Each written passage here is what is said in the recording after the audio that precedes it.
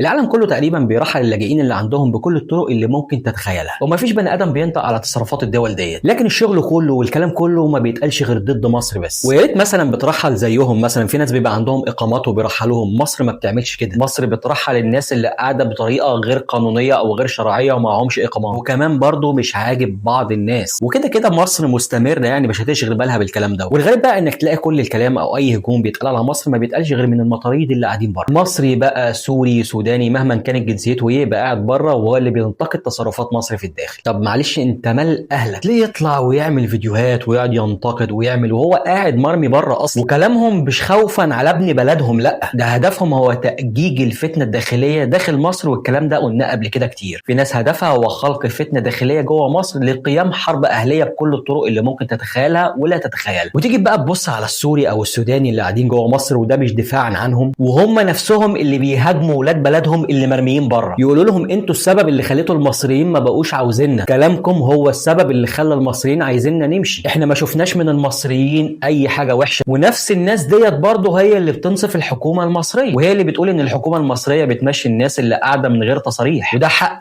اي دوله انها تطبق القانون على اي حد. الكلام دوت انا سامعه نصا من واحد سوري امبارح قاعد في مصر. وهدف الفيديو هو ان اقول لك ان الناس ديت هدفها الفتن مش اكتر. فتنه ما بين مسلم ومسيحي ما نفعتش، ما بين شعب وحكومه ما نفعتش، ما بين شعب وجيش ما نفعتش، ما بين جيش وشرطه برضه ما نفعتش. ولسه قريبه على فكره كان محمد ناصر كان شغال عليها الايام اللي فاتت لو انتوا فاكرين، عمال يسخن ويوقع ما بين الجيش والشرطه. يا راجل ده بتوصل الفتنه ما بين جماهير الاهلي والزمالك وبنشوفها بعينينا على السوشيال ميديا. فوالله بيدوروا بكل الطرق اللي لا تتخيلها انهم يعملوا اي فتنه داخليه. يا راجل اقسم بالله في ناس هدفها وبيدفع لها فلوس انها تخش جوه مصر تصور فيديوهات ويقول لك ان انا سوري او سوداني او يمني مهما كانت ايه هي الجنسيه، ويشتم بقى ويعمل كل حاجه هو عايزها، واول ما يحط رجله بره مصر يروح ناشر الفيديوهات عشان يوحي لك ان هو قاعد جوه مصر وبص انا بشتمك ازاي. فتبتدي انت كمصري تتضايق ويكون جواك الضغينه ضدهم، ومن خلال دوت تبدا قيام الفتنه الداخليه اللي بيسعوا ليها بكل الطرق اللي تتخيلها. يعني شوف بيعملوا ايه، بيدوا ناس فلوس عشان تنزل مصر اصلا تصور فيديوهات، واول ما يخرج بره مصر واحنا شارع. شفت عقليتهم بتوصل لايه؟